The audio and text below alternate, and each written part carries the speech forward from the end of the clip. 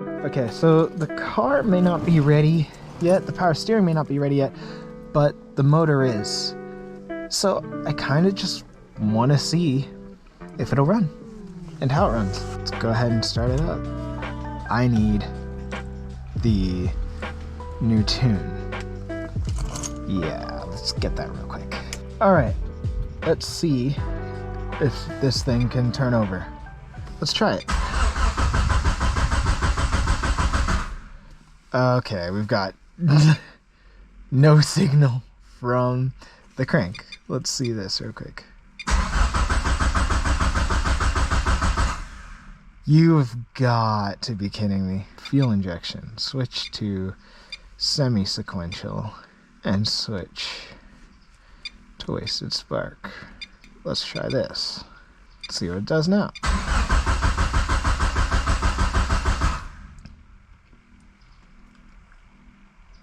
Okay.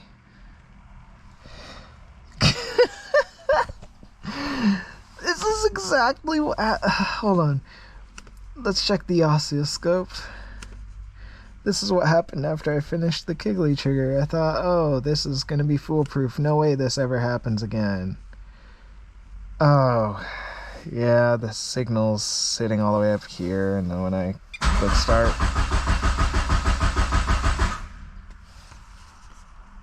it didn't even register. My wiring's wrong. Or something. Great, something to look into. It wasn't sitting right with me that the car wouldn't start before. I was thinking, why might that have been? I realized a little trick. This guy Carlos from FuelTech, I've seen him tell people a few times, turn off cam. So, knowing that the wiring should be correct, and I know I've said that before, I wonder what'll happen if I turn off the cam sensor, since I have it in wasted spark. It's not giving me the option to turn it off. Why not? 12 minus 1, rising, blah, blah, blah. I need my computer. So it turned off the cam. It's only looking for crank reference now. I'm gonna log this. Nothing. Oscilloscope.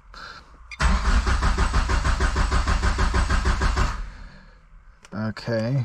All it's seeing is the cam. It's not seeing a crank signal at all. So I do have some wiring issue. So I'm pretty sure I found my crank error.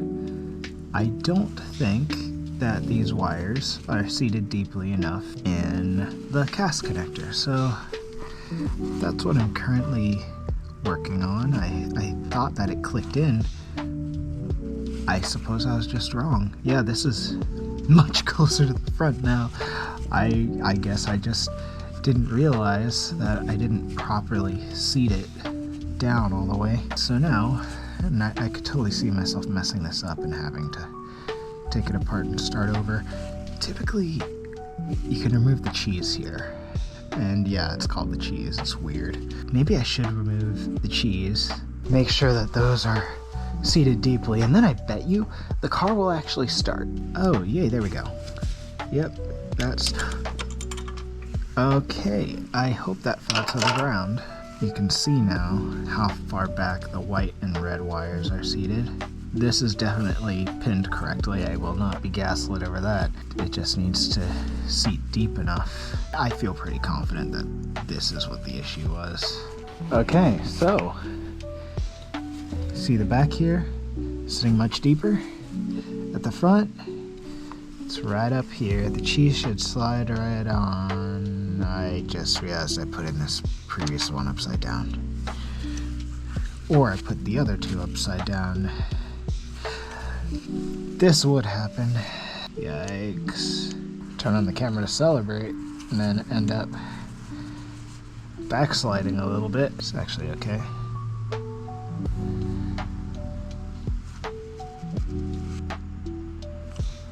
I don't know if I can get this all the way around. This may break this thing. It's meant to only go around the wire.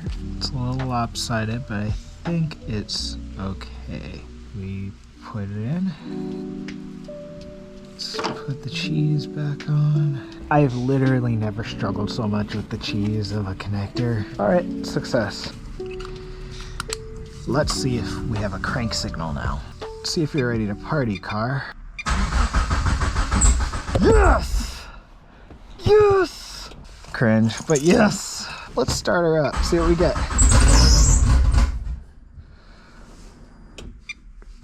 Okay. Again, come on, let's go.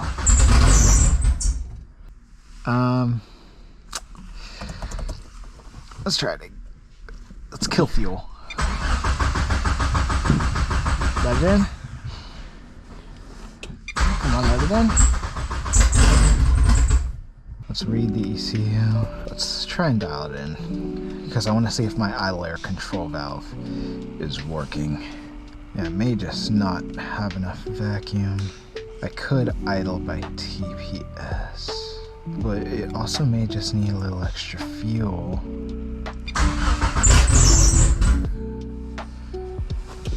Okay. So the car started, but didn't stay on. Let's see what that's about. So when you're in FuelTech, it starts with the engine start table, and it sounds like the engine's starting, and then it goes to post-start enrichment. Let me try something. And I want to check my idle control real quick. Idle speed control. I have it on fixed. What if I switch it to automatic for the heck of it? Let's try it on automatic, and then if I go to my idle actuator settings. Now let's see what the car wants to do. Gonna try and help it a bit. Try again.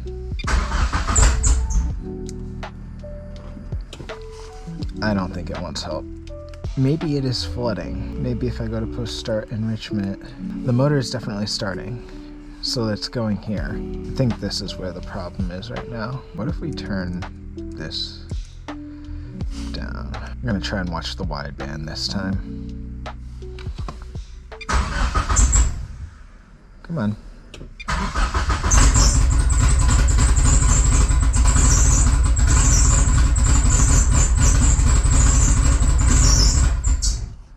Okay, there we go. That actually gave me something I could work with. So I think my theory was correct. I think it was just way too rich 0 seconds into starting, and so it would immediately shut off.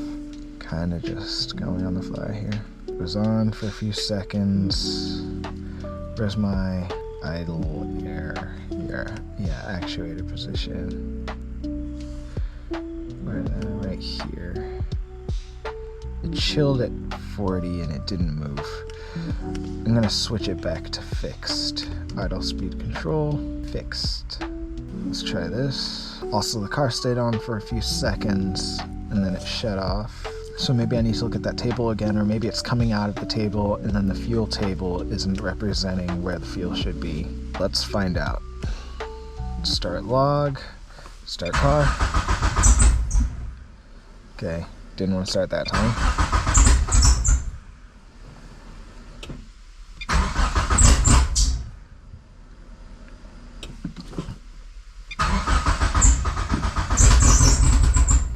I think this is just still a little high. Let's bring this down maybe to 25 horizontally and turbo plate. They're huge injectors. Give her another shot. We'll try again. Almost had you.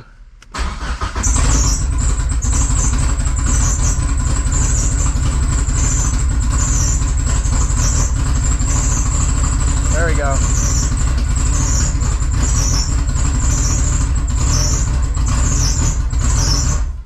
All right. Hey, that's the longest it's run. Probably some useful data out of that I can use. Downloading that log. This is going way smoother than it has in the past. I just woke up, and I guess I do have a tendency to be like, oh, I'm never gonna figure this out, I'm so dumb. But I was thinking all day about what that crank sensor issue could be, and ended up being a non-issue. Now, look at me. I'm actually utilizing that Honda idle air control valve that I took off in the previous iteration of the car. Now, I don't know if I'm going to keep it. We'll see. Alright, it's running a little rich, but it should be. This is to be expected. Probably needs to run rich to stay on. It hasn't hit the temperature where closed loop should kick in yet. It's not drawing a ton of vacuum, which is fine. It was idling between 800 and 1000. Let me check my idle settings. Maybe too low. Yeah, that looks fine. Maybe I need to turn up my target idle. Whoa, whoa, whoa, that's way too high. Maybe something like that. And maybe this needs to be turned higher as well. Write it. Okay. Curious. What do we get from this?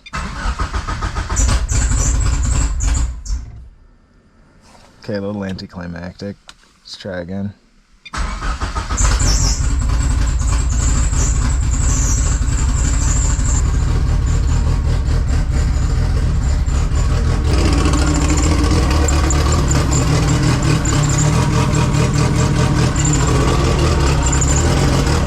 Look at that battery. 14.5, 14.6. Let's go.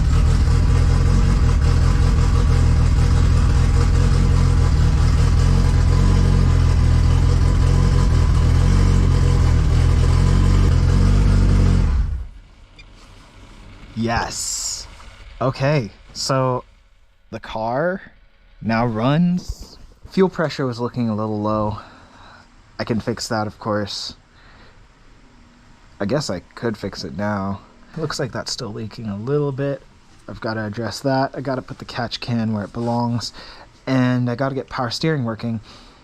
But then it'll finally be time to drive it again. Let's go. Moment of truth. Let's start up.